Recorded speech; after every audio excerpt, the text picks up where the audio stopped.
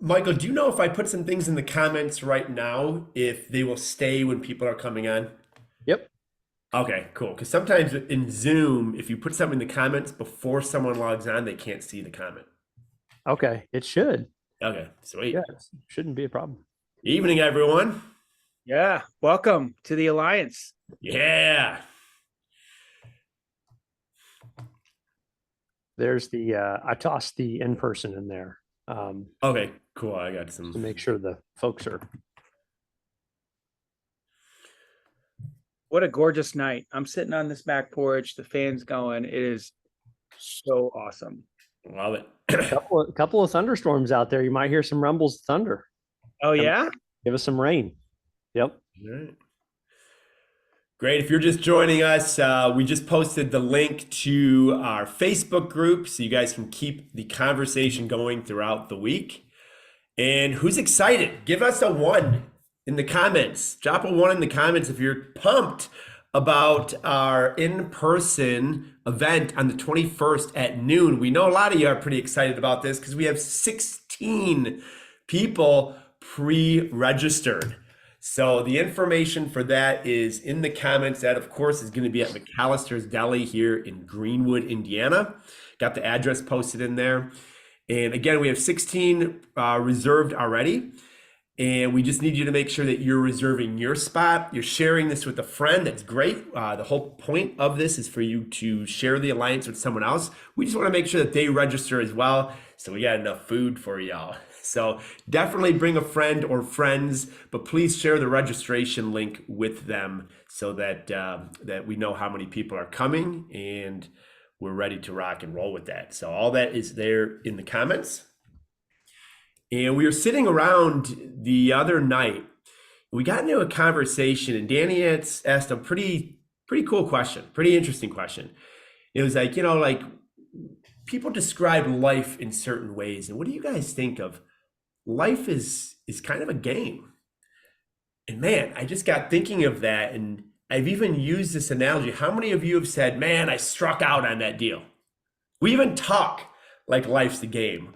Or sometimes we say things like, "Man, I just feel like I've won my day." Or I scored myself some tickets to the game. We even talk, it's kind of like it's in our genetics to treat life as a game. And if you're playing a game, you want to play it with optimal engagement. You want to play it to win. So we're going to be talking the next couple alliances. We're going to get around this discussion is what if life's a game and how do we engage and optimize and win at this game? So that's what Danny's going to talk about today with a focus on motivation. We just said if you want to engage, the rules of engagement for a game, you got to have motivation. So Danny, I'm really excited about this topic that you've kind of proposed for us and excited about what you have to say today. Awesome. Thanks, Jess. Appreciate it. Welcome to the Alliance tonight. Great to be with all you guys. And if you're watching this in the recorded version, good to see you as well. So a couple of months ago, I started thinking about metaphors for life, and I started thinking through some of the common metaphors that people use for help, because metaphors give us context. Some people use the metaphor that life is a journey or a road trip, and I think that can be helpful. Some people use the metaphor life as a classroom, which I think is good. That's helpful because we're always learning things that come at us, in life. If we take it as a lesson, it helps us to not get too discouraged or down.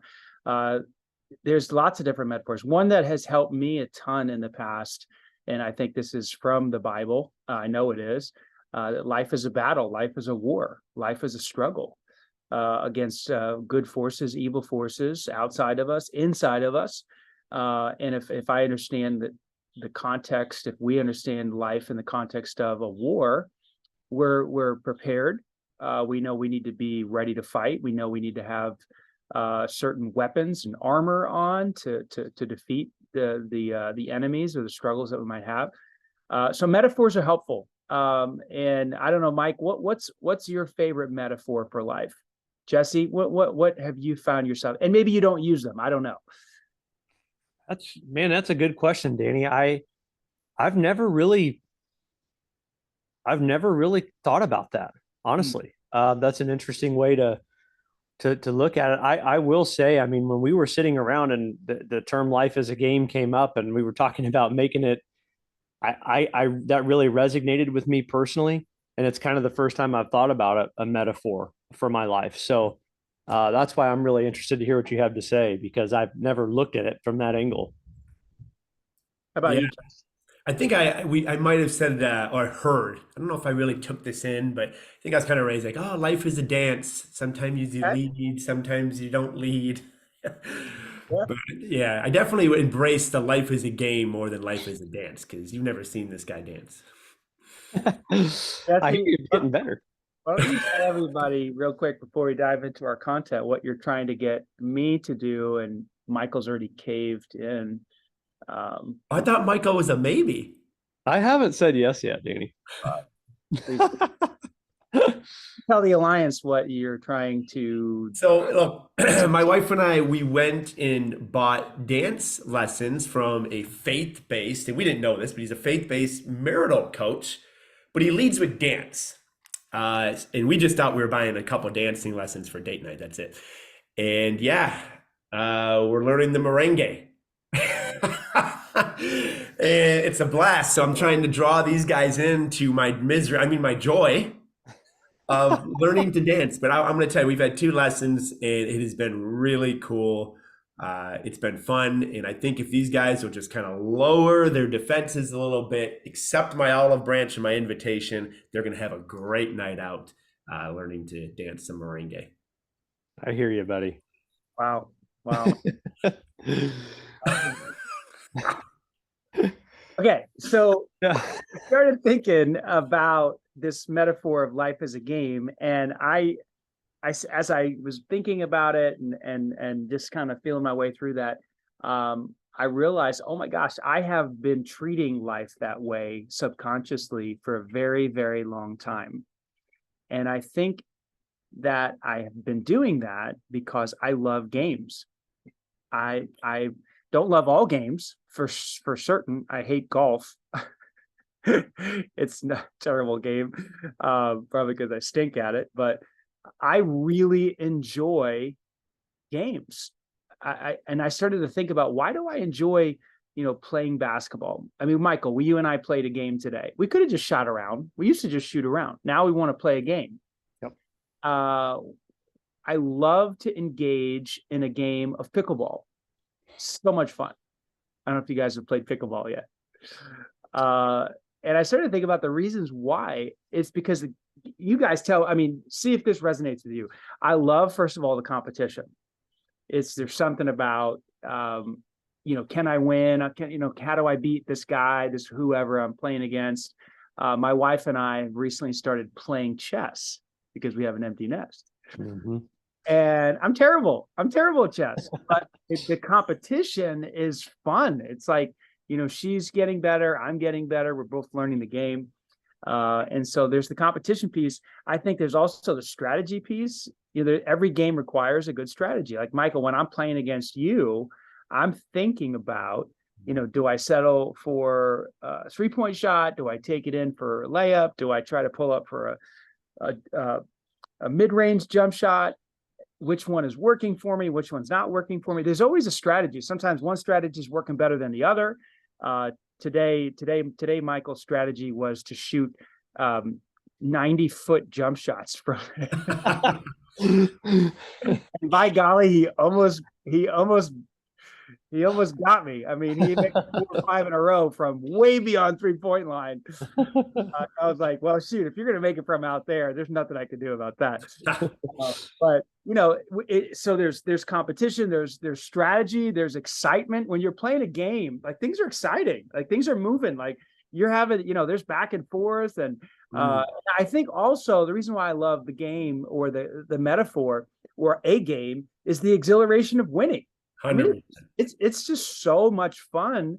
Not always, sometimes winning can be a negative thing if if it's done the wrong way or whatever. But if it's done in good spirits and good sportsmanship, I love the exhilaration of the conquest, the getting the W. That's a great feeling. So guys, do you resonate with that at all? Though I think those are some of the key. Are there any other components of the games that you guys are drawn to?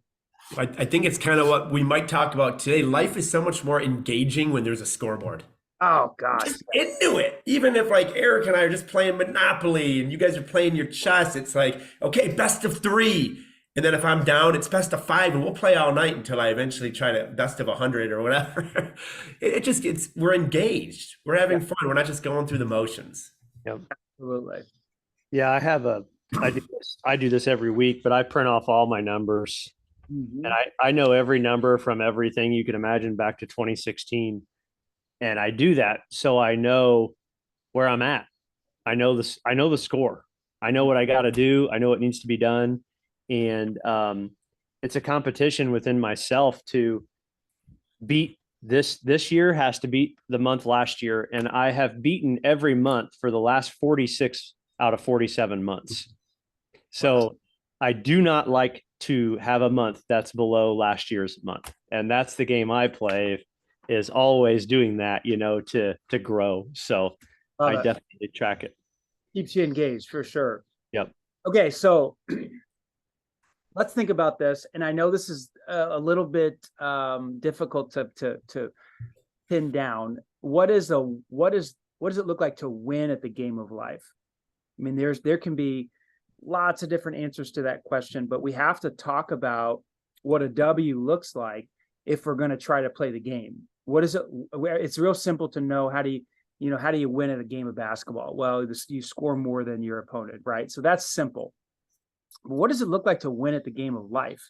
Now, this is the reason why this is such a difficult question, is because our culture, our parents, our upbringing, the social media, movies, celebrities, friends, they all are telling us different answers to that question.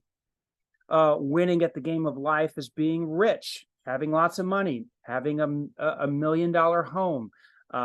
Winning at the game of life is, I don't know, living till you're 100. Winning at the game of life is being financially independent. There's so many answers out there. Winning at the game of life is having fame and fame, being recognized. Our culture says that gives us all kinds of different answers to that question. And it's tough to know, like, how do you win? Here's what I can tell you from my experience. And I know you guys have seen this as well, that many people who have actually achieved those things, whether it's millions of dollars or fame and fortune, or the ability to buy whatever they want to buy, or go wherever they want to go, or eat wherever they want to eat, or knowing people of power, celebrity. Some of those people are the most miserable people on planet Earth, which gives us a clue, like, okay, so that's not winning, because if they would be thrilled, they would be happy, they would be, if I knew this person, or if I was a part of this country club, or if I had a vacation home in Florida and another one in Michigan and another one here, then they have those things, and yet they are not satisfied or fulfilled. And so I pay attention to that stuff. And of course, the Bible supports that. The Bible, it speaks about how you can have all those things, but still be missing out on what life is really all about. So I've kind of come up with my own definition of what winning at life looks like. So try this on for size. I'd love to hear your response, Jess, Mike, and even in the comments, tell me what you think about this. It's just from my experience, studying the Bible, observing people in life. Here's my definition of a win: reaching your potential with your integrity intact. Reaching your potential with your integrity intact. Now, let me explain what that means. Your potential is why God put you on this planet. He's put you on this planet to accomplish certain things. So finding out what those things are and actually fulfilling those things is the whole reason for your existence. Okay. And if you can do that, and at the same time maintain your integrity, meaning that people respect you, your family is held together because of trust, your reputation is impeccable, you've lived your life above reproach, your children adore you and respect you, like you have character and you're trustworthy and you have fulfilled the purpose of your life. Those people who are doing that, have done that, are the happiest people on this planet. Now, that might mean that I have a friend who's doing this right now. He is a science teacher in one of the local high schools. He has been put on this planet to teach science. And he is doing that, and he is crushing it, and his family loves him, and he is a man of integrity, and he loves God, and his wife adores him. And he may not have a gigantic house, or he drive this car, or, you know, in fact, he drives the same car that my son drives. That's a little better version of it, but it's a car that a kid here in high school at Center Grove High School would drive. So in terms of material possessions, you would never say, oh my gosh, that guy's winning according to our culture standards. But man, he is winning. He's crushing it because he's doing exactly what he's been put on this earth to do. And he's maintaining his integrity to do it. So just wanted to give ourselves a target. Like, what are we talking about when we're saying we're going to try to win at life? What, Jess, Mike, response? We haven't talked about that definition before. What do you guys think? Even in the chat, let me know. What do you? How do you? I really, really love this because, you know, when I think about, I see from so many people, I've talked to people, I've seen it just as an observer of people who it might look like that they are winning from the outside looking in. And but what I'm interested in, what the Noble Alliance is about, what we're about is really, really the true genuine success that comes from honesty and integrity and doing what God wants us to do. And when I think about your statement, Danny, when I go to sleep at night, when I lay my head down, I go to sleep knowing that I did my day with integrity. I did everything that we talked about a couple of weeks ago, and you even brought this up. We search for reasons why we're in certain situations in life. And I believe this statement, if we're not doing things with integrity, with transparency and honesty and doing things the right way, I just believe it sets us up to have bad things happen to us in our lives. And so that's what I think about when this resonates with me, because this is what it's all about, man, is just doing it the right way, and the way God would want us to do it. And that's what I love. Yeah. And there's nothing appealing about the wrong way, because I look at it as reaching your potential with your integrity intact. That's the vehicle to a joyful destination. So my definition of a successful person is they got a smile on their face and they're joyful. And they ooze joy out of their heart. And they can't do that if they're overly possessive. They can't ooze joy if they're greedy or they're not contributing. It's impossible. Like you're saying, Michael. And if they don't have integrity, they can't ooze joy. And that just kind of summed it up. I look for joyful people, and this is the vehicle that they're typically driving, is they're reaching their potential with their integrity intact. Yeah. Good. So that's kind of the target of what we're going to shoot for over the next couple of calls, you know, to win. And we'll judge ourselves based on whether or not we're coming closer to that target. So there's obviously a lot that goes into the game of life. And we're not going to cover a lot tonight. We're just going to cover one small piece, but it's an important piece because it's the foundation for everything else we're going to talk about. There's that thunder, Michael. I hear it. You know, It's close. there's nothing worse than trying to get someone to play a game when they don't want to play. And I know this for a fact because I had 3 teenagers, and we try to have game night, and we'd come up with a game, and this one didn't want to play, and this one didn't want to play. And they just, if you don't want to play, it's horrible to force someone to play a game. They got a bad attitude, nobody's has fun, it affects other people. So I want to talk tonight about motivation, because if you don't want to play the game, you're going to make yourself miserable, and you're going to make everybody else around you miserable, because that's how it goes when you don't want to play. And then you end up losing, and you play poorly because you have to play anyway because you're alive, right? And so you're going to play the game. You're just going to play it terribly if you are not motivated. And there are rules to the game, and there are certain ways to play it that lead to success rather than, and there are some ways that lead to failure. And so I want to talk tonight about the foundation, which is motivation, the desire to play. Now, when it comes to motivation, recently I picked up a book called The Art of the Impossible by Stephen Kotler. It's not a Christian book or a faith-based book. It's actually a book rooted in a lot of science, neuroscience. And the basis of the book, it's worth your time reading it. The basis of the book is he tries to take the scientific biological approach of explaining how certain people are able to do absolutely impossible things. And he kind of goes on this big journey and discovers all this stuff and the neuroscience and the chemicals. And I'm not going to get into all that because that's way over my head. I'm not a scientist. But what he does talk about are some of the key components of what it takes to be successful or do the impossible. And then he backs all that up with all the science information. So I'm going to talk about some of the things that he says and leave out the science. So he starts with this idea of motivation.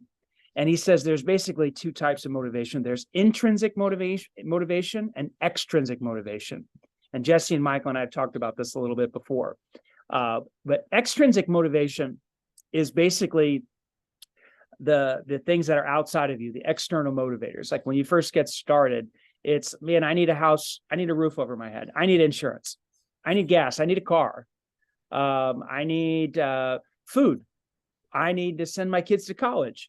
We need the basic things to survive. We need a 403b, a 401k, fully funded so we can retire one day. We need, these are things that motivate us. Like right now, my two sons are 21 and 19, and they're very motivated because they're thinking, well, gosh, I need, in a few years, I'm going to have to get a house. So I need to study and get this degree so that I can get a job, so that I could buy a house. And that's great. That's really good. And that's a great motivator, right? Here's the problem with external or extrinsic motivations. Once you achieve those things, and you have the house and the car and the insurance, and you have the college fund fully funded, and you have enough food, and you have this, and you have all of a sudden, motivation begins to wane. You have everything you need. Those things used to motivate you to do your job or run your business or whatever it is, be the entrepreneur, and you go, because I want to get this stuff. Well, now you have it all. And all of a sudden, if you stay there in that extrinsic space, you could kind of come up with some different things like, okay, now I want to get a boat.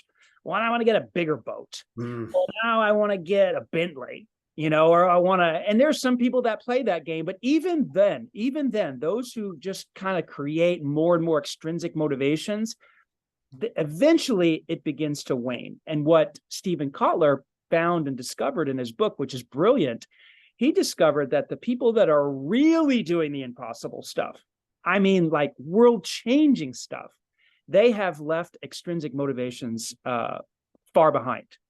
They could care less about paying for this or paying for that or getting another house in Florida, or they have turned to something different, which is far more powerful. He actually calls it rocket fuel in terms of motivation. They have actually switched from extrinsic motivation to intrinsic motivation. And that's what I want to talk to you guys briefly about tonight, because this stuff, if you can get this stuff, and I've noticed it in my own life, this is the stuff that fuels your life over decades. It does not fade away.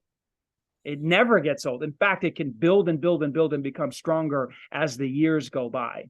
So what are the intrinsic motivations? Well, there's three big ones. The first one he talks about in the book is curiosity.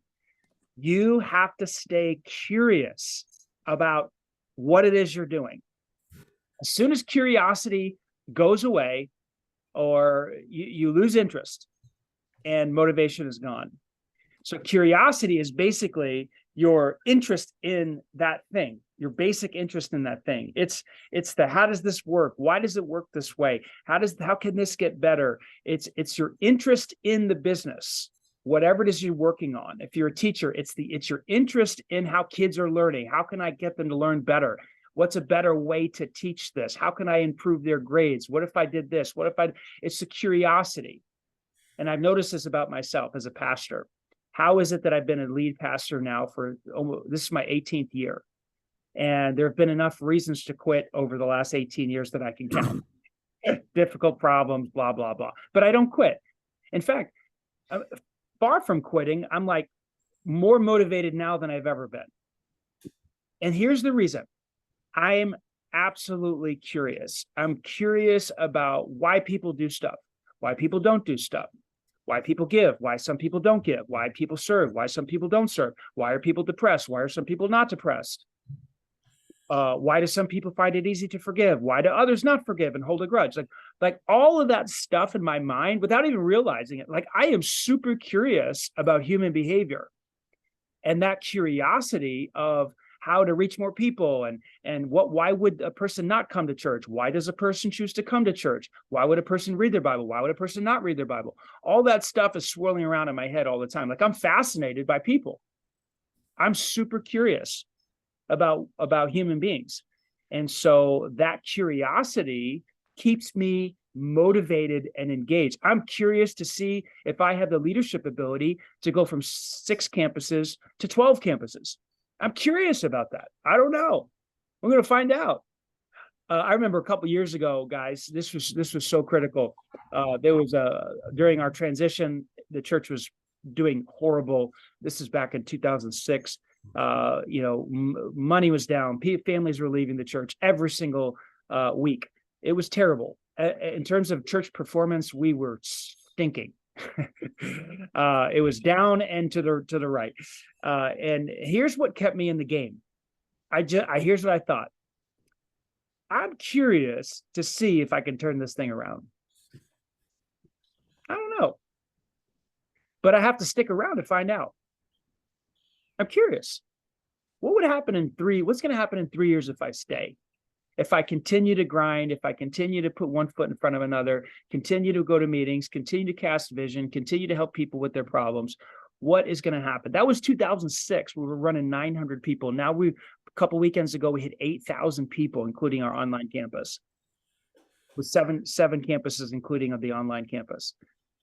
And I would have never found that, I've never discovered that if I would have just thrown the cards in and said, you know what, I'm terrible at this. I can't pastor. People leave. They don't want to listen to my sermons, blah, blah, blah, blah, blah. And lots of pastors do that. But it was my curiosity in what was going on. What's happening right now? Why are people acting the way they're doing? Why are they leaving the church? Why don't they like me?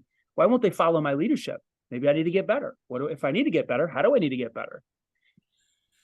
What do you guys think? Curiosity.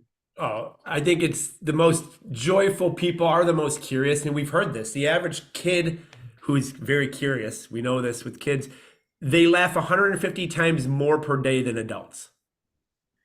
And when you're curious, you're constantly thinking of someone else's point of view. Like, instead of like, wow, I can't believe that person did that. When you switch it flips a switch when you say, hey, I'm curious.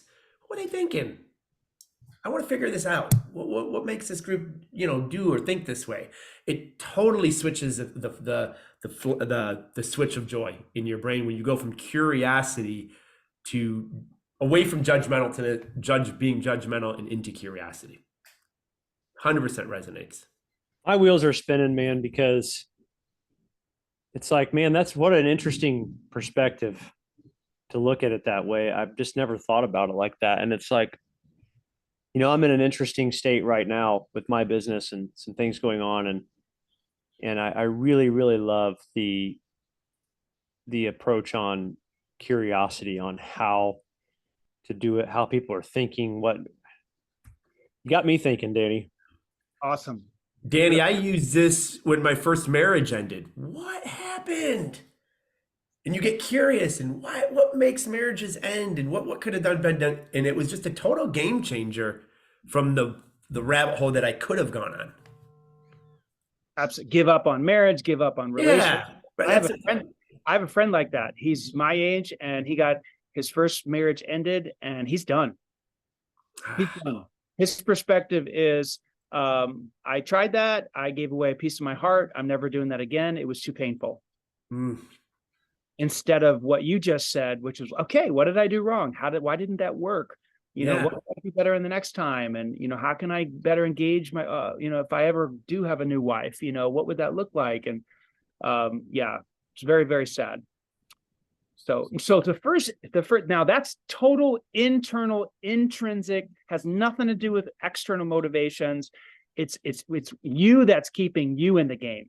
It's interest in what you're doing, your field of study, whatever that is, music, if it's business, if it's teaching, you have to stay curious in your field if you want to stay motivated to do something incredible. That's just so critical and so key.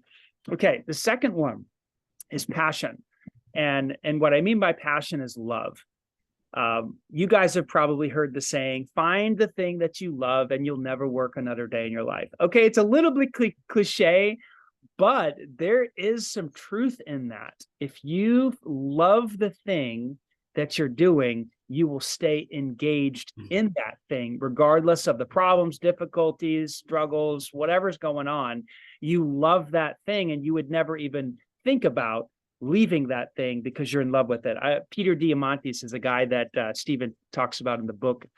I guess I don't know much about him, but I guess he's doing some pretty incredible things in the world. I think he's responsible for a reusable rocket ship that goes up into space that NASA couldn't create. So he said, well, I'm going to do the impossible and we're going to figure this out. And he did it. Anyway, this guy, Peter Diamandis, said, figure out what you're willing to die for and then live for it. And that quote's just like, that's the Apostle Paul. And if you read the Bible, the Apostle Paul, was willing to die for Christ. He said, in fact, he said, for me to live as Christ, to die is gain. Like he figured out what he was willing to die for. He was willing to die for the gospel, and then he lived for the gospel. And that's why Paul was unstoppable. I mean, he just would take beatings and he would go through shipwrecks and hardships, and then he'd go launch another campus. And then he'd go through, whippings and beatings and stonings, and he'd go launch another campus. I mean, because he figured out what he was willing to die for, and then he lived for it. So there is truth in the reality or the statement, find the thing that you love to do, and then just, try to turn that into a career. And so I was looking at my life. I'm thinking, man, that's exactly what I've done. I love to help people. Genuinely. I was telling Michael today at the gym, I went to the Franklin campus this last weekend, and I ran into Pastor Andrew, and he introduced me to a lady, and she told me that in this last series that it saved her life. She said she was suicidal. Then I told the story about a man who committed suicide and the terrible situation that occurred. And she said, man, that was me. And you helped me to work through that. And it changed my life. And I just want to thank you for speaking those words. And in that moment, that happened today. In that moment, I felt this huge motivation. I mean, just incredible motivation come over me. Like, this is what I'm supposed to do. I'm doing the very thing I love to do. I'm passionate about helping people find Christ and become like Christ, find joy and find peace and meaning and purpose in their life. And so that keeps me motivated, regardless of the problems. I've got problems. Like the church has problems. I mean, there's no problem-free business, organization, school. It just doesn't exist because every organization is filled with a bunch of sinners, and I'm one of them. So you're always going to have that. But man, if you love what you're doing, you put up with that stuff because you're passionate about it. So there's curiosity and passion. Guys, thoughts before I jump into this third one, and then we'll wrap up. That quote is the Alliance quote of the year, in my opinion. Wow. Which one? Figure out what you're willing to die for, then live for it. Gosh. Yeah, that's good. It's tough to just kind of talk about it's making me think really hard. I'm really thinking hard about what you're saying here, and I love it, man. This is great stuff. I could see you processing it. I am really thinking. I'm taking notes for myself right now, so don't mind me. Yep. No, it's great. And this stuff, and I told the guys earlier, Alliance team, I told Michael and Jesse, man, this book's really got me dialed in and focused and excited about life, to play the game of life well, and, to be motivated and engaged. Let me give you this third one really quick and we'll wrap up. The third one is purpose. So you have curiosity, you have passion, and you have purpose. And this is critical. Okay, I'm going to go a little bit slower here. Purpose is when you shift from yourself to touching others, to impacting others. That's purpose. And this is important because if you stay in the curiosity, passion section, you are going to be very, very motivated, extremely motivated. But that motivation will inevitably turn negative because the entire focus will be on you. What am I curious about? What do I love? What am I curious about? What do I love? Your whole life will be self-centered. And we have seen this play out with lots of individuals. And I hate even to say this, but my hero guy is Michael Jordan. And the problem with Michael Jordan, if you've looked into his life at all, did he do extraordinary things? Absolutely.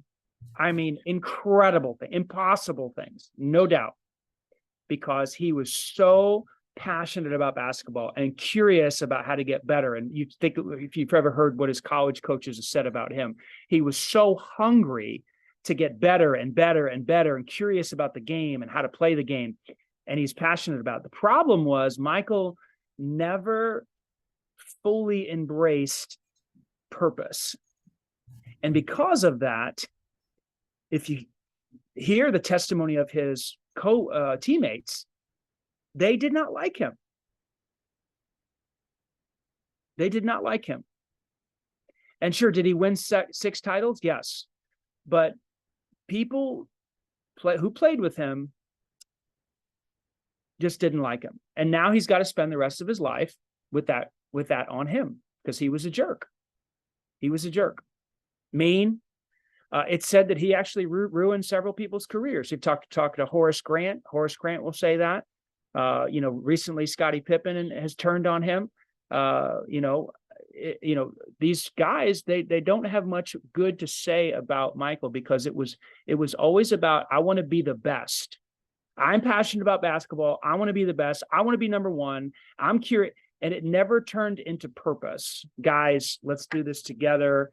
Now he ended up figuring out how to work together as a team, but that's as far as it went. I remember in the documentary, I don't know if you remember this, Michael, but it might not have been in the documentary that they did in the Bulls. It might have been a separate interview, but this blew my mind.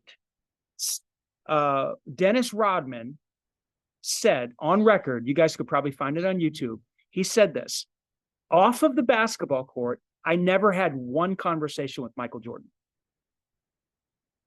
I remember that. Can you imagine? Sounds lonely. That's inconceivable to me. The only purpose that Jordan had for Dennis Rodman was to get rebounds. That's it. Get rebounds and loose balls. Outside of that, he had no use for Dennis Rodman. And so, another guy that demonstrated this was Kobe Bryant, and he was cut from the same cloth, struggled with the same thing. really, really struggled to have teammates that were that liked him. Anyway, my point is this: we have to, we want to tap into the deep, deep intrinsic motivations.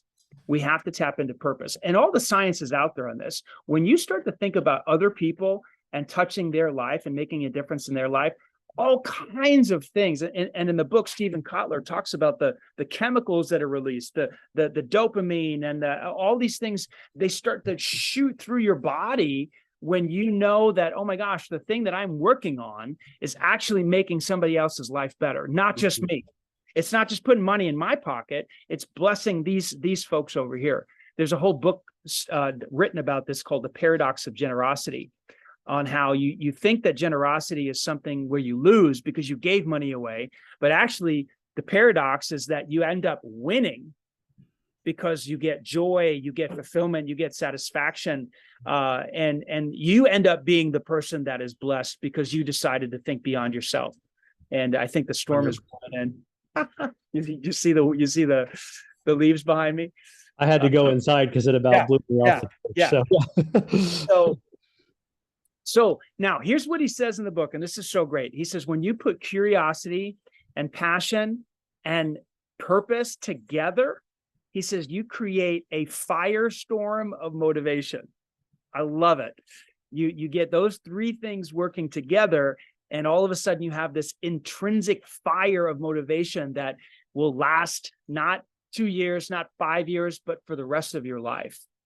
And so the goal would be to get those three stacked on top of each other as fast as possible. Thoughts before again, Danny? The curiosity. What were your three there that you said?